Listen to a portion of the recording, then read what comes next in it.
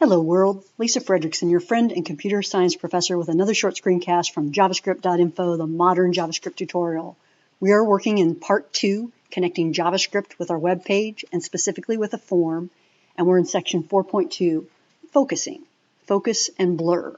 Focus and blur are two events that happen on an input box.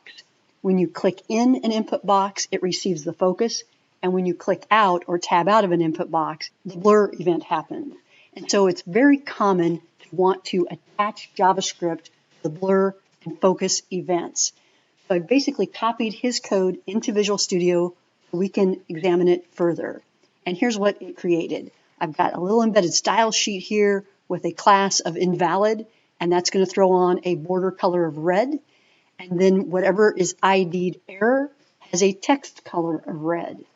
In my body, I've given this input box a label with the text "your email please," and in the input box ID of INP for input.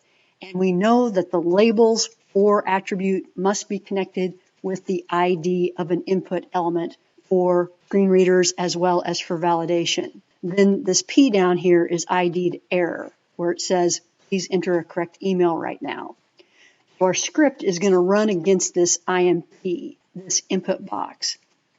Here's how that script works. INP refers to whatever is ID'd as INP in the HTML. That's this input box. When it's on blur, and that's when the input box loses focus, we're going to assign that an anonymous function. And the first statement says the input value includes an @sign. If that is not true, we know we have an invalid email. So if it entry here, when we tab out, does not include the @symbol, we're going to go back to that input box and add a class of invalid, and that's going to make the border of the box red. We're also going to go to whatever is ID'd error, and that's that paragraph below it, and set its inner HTML property, please enter a correct email. I'm going to change that to text content just because that's a safer property to use. Then we're also going to go down to its on focus. That's when we click into it and run this statement.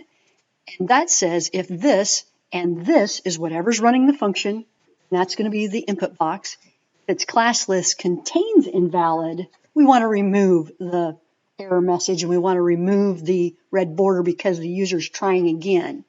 This .classList, the list of classes that are applied to that element, we're going to remove the invalid class, and the error text content property is going to be set to quote, quote, nothing. Save, refresh, and so if I put in Lisa and tab out, I have indeed entered an incorrect email because there's no @symbol, and both of these statements run. Invalid style is applied to the input box, and please enter a correct email is put in as the text content for the error. And then when I click, when I go back and focus on that input box, I'm removing those two statements because we want to allow the user to try again. And his second example looks like this. I have two labels and two input boxes. The first input box is ID'd INP. The second input box is ID'd INP2.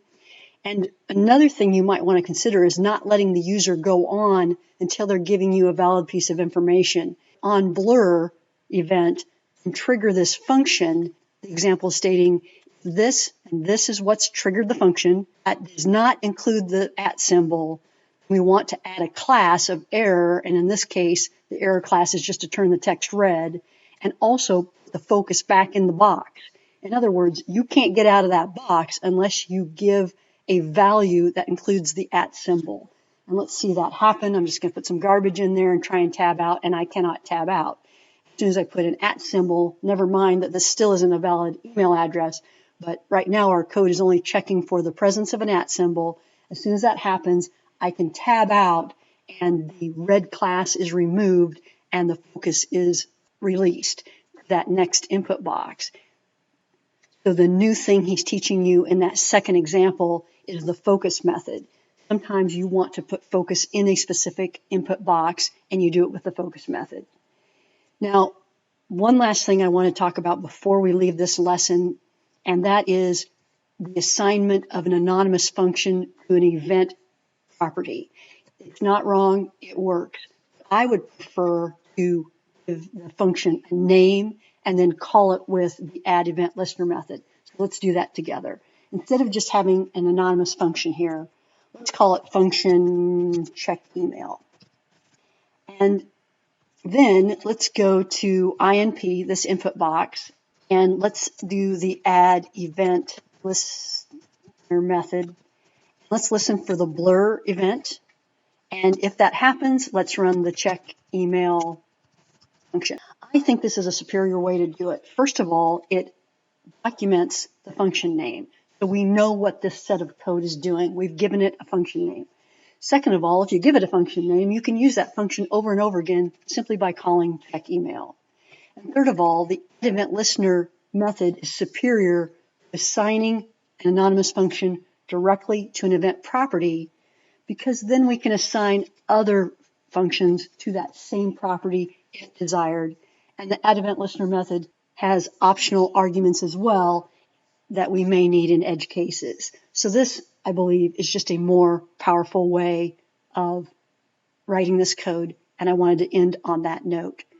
And let's make sure that it works. I will put garbage in the email. Please try to tab out of it. It turns red because we have no @ symbol. But as soon as I put an @ symbol in there and tab out, run that blur event, then I'm removing the error class, which removes the red text, and it's releasing the focus to the next input box. Thank you.